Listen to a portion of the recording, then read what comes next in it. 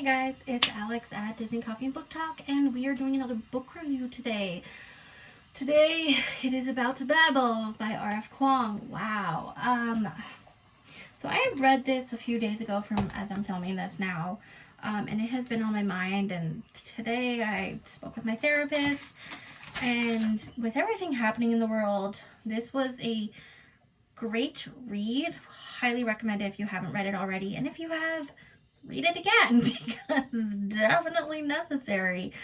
So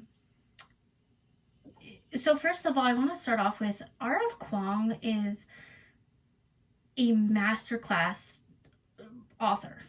I mean, her writing is just phenomenal. The layers of history and plot and theming, just so wonderfully done. And now I, of course, listen to it because you guys know I'm an audiobook girly. 99% of the books I read are typically via audiobook. So she starts out with, there are like three voices. I want to make it clear. There's like our main narrator. We have a woman's voice that pops up with like historical information. And then we have I don't want to assume, but it's a woman that speaks Chinese and gives the proper pronunciation. That pops up like every once in a while with the right words. And I actually really enjoy the audiobook version for this, so you can hear the different wording and accents and stuff. Anyway, the book starts out with R F Kuang talking about her process in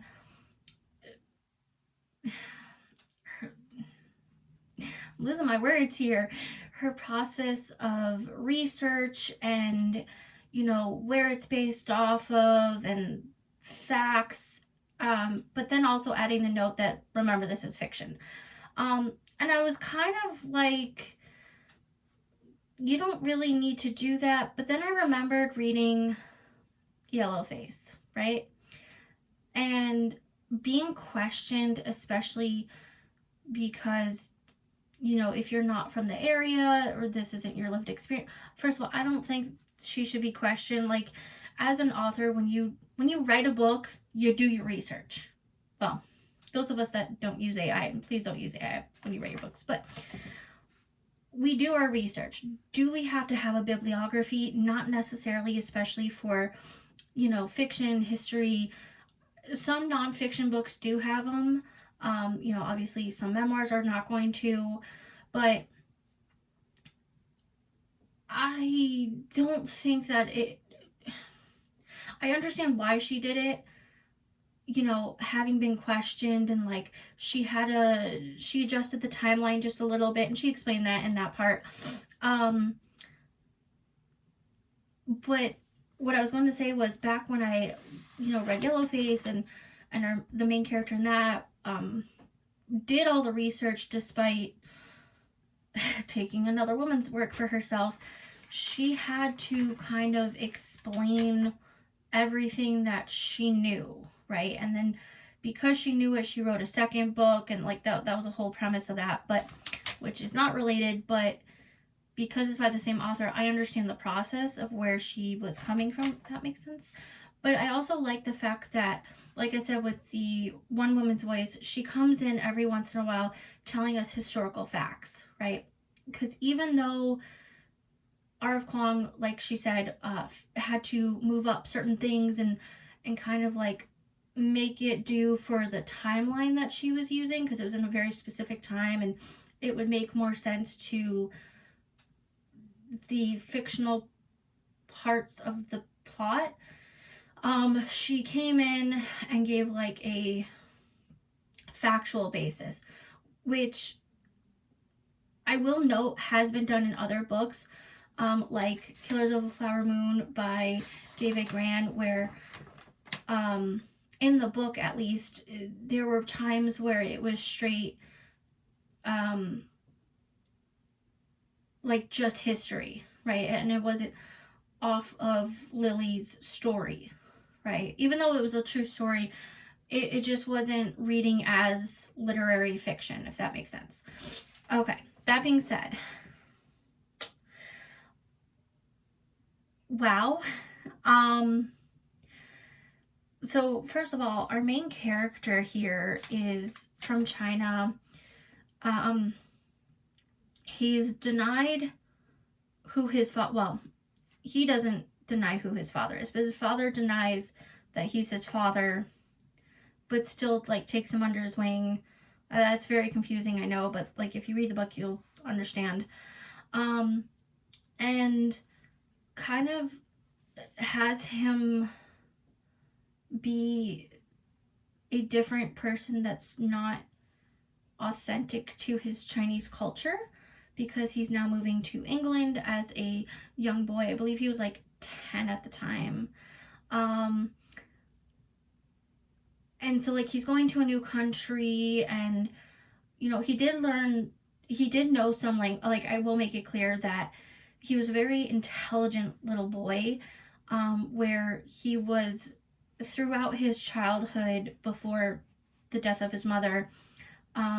He was reading and he was learning another language, so it's not like it was all completely new. But this man comes in and is like, oh yeah, I knew your mother, we're gonna take you, you're gonna be this new person. So little boy ends up changing his name to Robin Swift. He just chose 2 random names, and while he's ambiguous, like he's Chinese, like he's biracial, he's both Asian and white. That plays to his advantage a lot of the times, because he was able to translate a lot for the Chinese men, like down at the docks, to the white business owners and such. So he knew a significant amount of English and reading, and this came into play for what his actual father, now professor / the person that took him under the wing, wanted him to become, which was a translator and study at Oxford. Now, the majority of the book is him in his time in Oxford, and he becomes like, they're studying to do translations, and he's studying different languages and translating. And the way that, so Babel is the library, the main library and like literary center, translation center at Oxford. And like there are uses of, I would say, magic. She uses the word silver, like silver bars and stuff, which is kind of cool. I like that.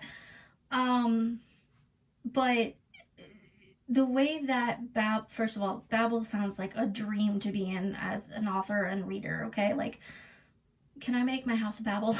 Like, truly, but that's not the point. The point was the way that Robin's perspective with his, you know, fellow classmates, some of which were wealthy and white, which we didn't really hear that much about after like the first couple of days, and then his best friend who was from India, and then two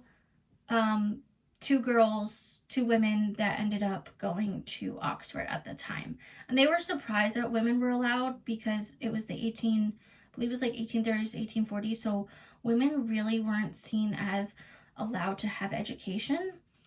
And so they were very much treated differently. And that's why the girls understood a little bit about what Robin and I think his name was Rumi, were going through. Now, I want to say that Rumi's experience and Robin's experience with racism were slightly different. Rumi, he's Indian. He cannot hide. He's not ambiguous, right? People see him and they assume the worst, right?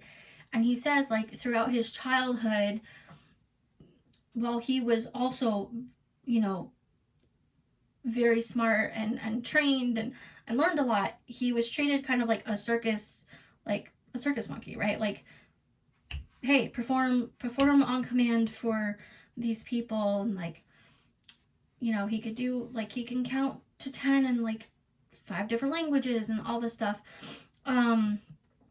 And while his father was also incredibly intelligent, he saw Rumi going down the a wrong way. And Rumi, instead of hiding, trying to like assimilate and hide who he is, he did the complete opposite and said, you know what, if I can't assimilate, why not just stand out? They're gonna see me anyway. Let me be true to who I am. Whereas Robin was more about assimilation and trying to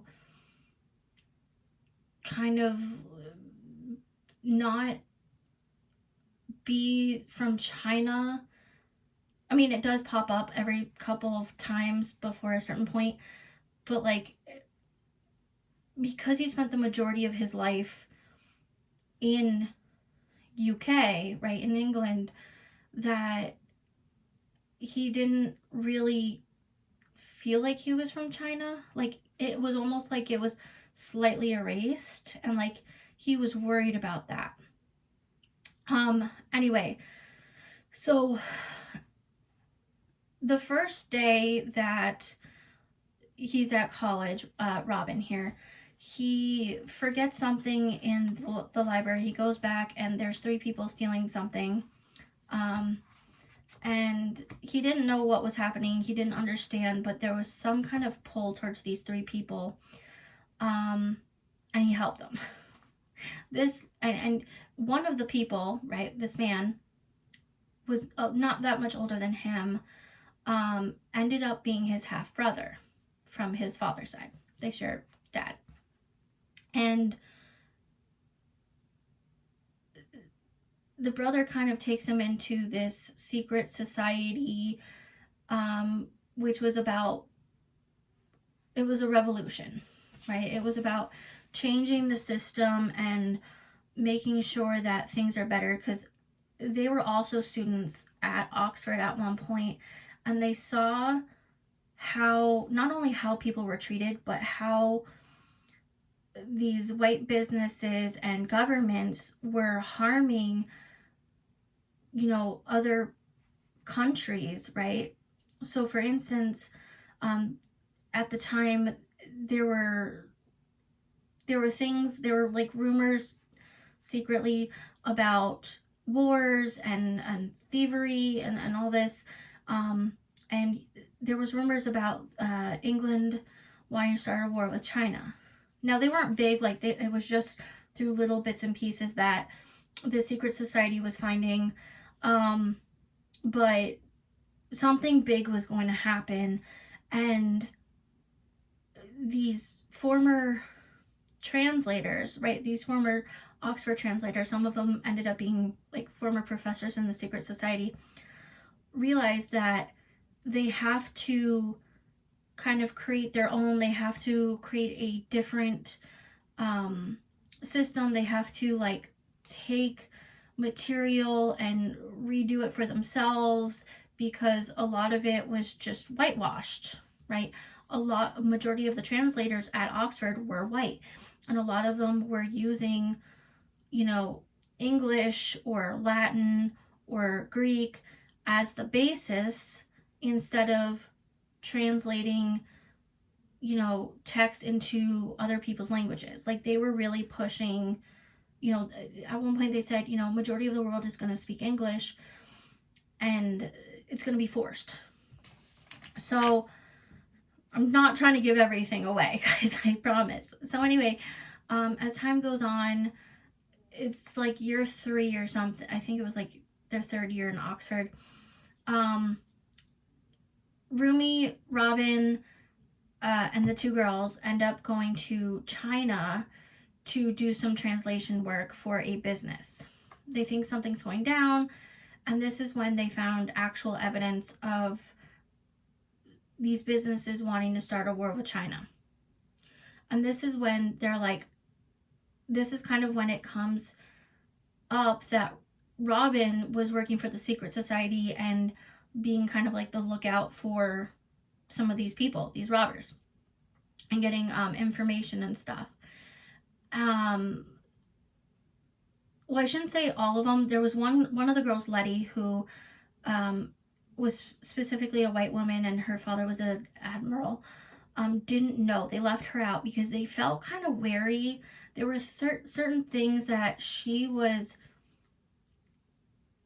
doing that, I think it was Letty, that she was doing that was like, we don't know if we fully trust, like, you're a friend, but we don't know if we truly trust you like this. So they were kind of hiding information. Oh, also when they were in China, the professor passed away.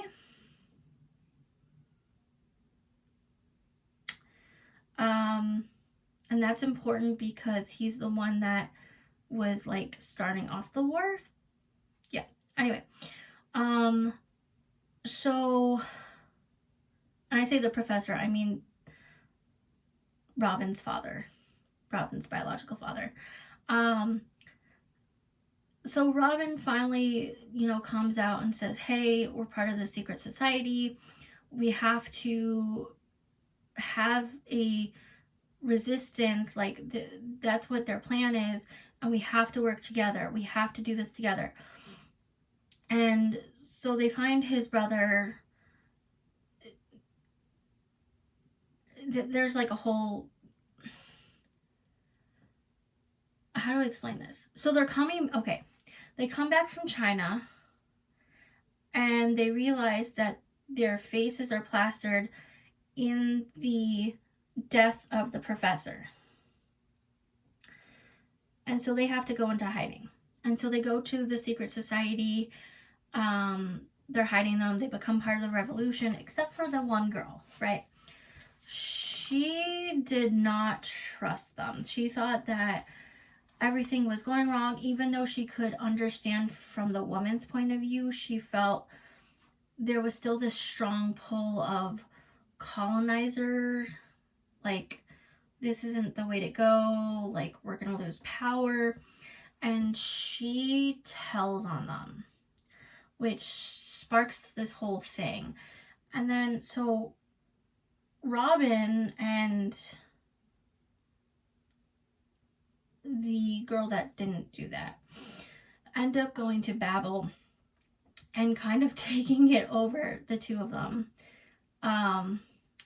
And they're like, no, we're doing this. If you want to be with us, stand with us. Otherwise, we are taking this place over, and nobody's going to use this material until they stop these harmful things, right? These harmful things being, trying to start wars and all that, the racism. And so as they're taking this over, of course, some people left, but there were some people that stayed. And as they're taking it over, they didn't plan it very well, which I thought was hilarious. The workers, there was like a worker strike not that long ago in the book, end up helping them and barricading the streets, like inspired by the French Revolution. And, they realized they had a talk, the head of the workers and Robin ended up having a talk, and they're like, they're on the same side, right? They all want the same things. It wasn't about the silver, it was about the treatment of how they're, And so a lot of them did support them, but like slowly as time went on, it went by. And, as things were coming to a slow in the government, right? Food rations, trash, as they're continuing their sit-in, right, basically. Of course, the outside world is getting angry, especially their small town. They really just kept on fighting and resisting till the very last moment.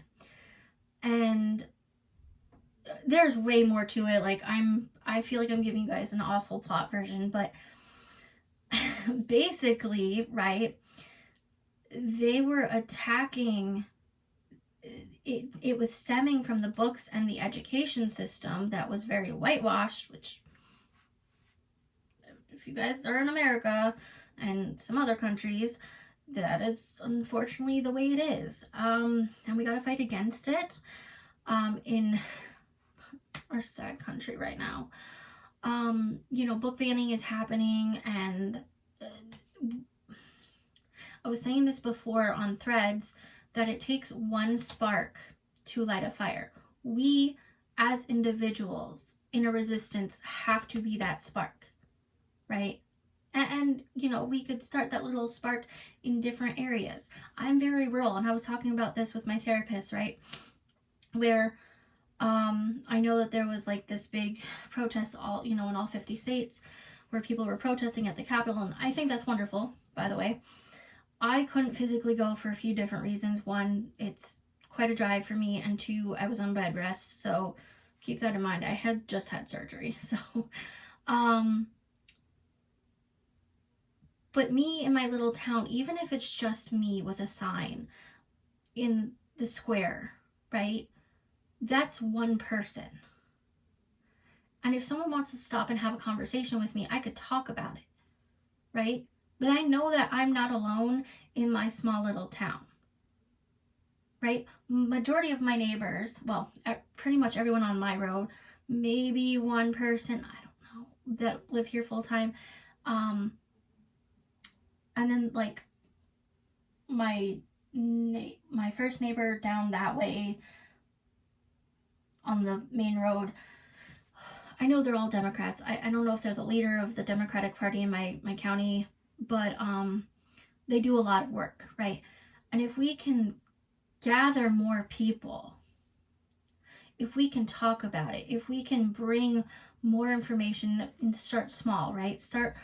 I think this is one thing that I think the Republicans did very well. So I'll give them kudos on that. They started small. They started in schools, and then they went locally, and then they went statewide, and then so on, right? And this was how they took over. And that is how we have to push back. We have to do it small, right? Yes, calling your senators and your congressmen are great and putting pressure on them. Absolutely. Absolutely, talking online is great, right? I understand not everyone has the capability of standing in a protest, right? Or maybe they're scared. I understand that. If you can, do it. We have to be the resistance. We have to keep reading books like this. And I think that's, incredibly, we have to do it, and being silent is being complicit. Now, do I think I'm silent on this? By no means am I silent. But in part, I also feel like I'm not doing enough, at least locally, and that I should step up. And that's just something that I plan on working on. Of course, online, I'm very vocal. Okay, so if my town hates me, it is what it is. Hey, it is what it is, but, this book was very inspiring to that. And, I actively fight against book bans. I actively push for better education, right? Decolonized education. When we talk about that, we're not talking about it from the whitewashed community. And I say whitewashed because sadly that, whoever wins, right, the oppressors, that's who's going to command it. No, we need, and I think this is another topic that we talked about in therapy today with social media, is that having first-hand accounts, first-hand knowledge, right, this is primary sources, things that we learn in school, is important. And I think social media is great about bringing that out, especially with like TikTok and Red Note and maybe Threads, depending on where you are. And having that, of course, there's going to be algorithms that suppress these things, especially with this administration. but we have to keep fighting through it, right? And having those primary sources is vital. So yes, you know, we have to fight against book bans. Do I think every book in the world is great? No. Do I think a lot of books are problematic? Absolutely. Does that mean they should get banned? No. Right? Absolutely not. And when I say book bans, I'm not talking about, yes, there are certain books that should not be in school. Okay, you know, there's different levels, there's different genres, age ranges. I get that, okay? And I understand that there are certain people that would not want their hands on a book that is queer, right? Or that talks about certain topics. And that's fine as on an individual level. You can say, hey, no, we're not going to read this. You know, teachers could give it a heads up, right? That I think that's fine. But to ban it for all is beyond ridiculous, honestly. Especially when there are running themes. Well, actually, that's one of the reasons why they're banning these books. There are running themes in a lot of these books about government control, right? And throughout history, and I'm saying this, you know, as someone who really, really loves history, if you look at history and major upheavals and you know, revolutions and all that, they always go for education and books first. Always. We always have to, that's like the first thing that they do. It's like, hello. Now again, book banning is not new in our country. It's been around since 1687, something like that, with the Puritans. Again, it's not new in the world. You know, there are plenty of places that ban books. But does that mean it should be banned for all? No. No, I don't. I don't agree with that. And as a reader, as an author, as a, you know, educator, I am vehemently against it. Now, are there books that I don't want my child reading? Of course. At least not at his age. You know, when he's an adult, maybe. We'll see. I don't think, you know, I'm really not worried about it, to be honest with you. It's like the least of my worries.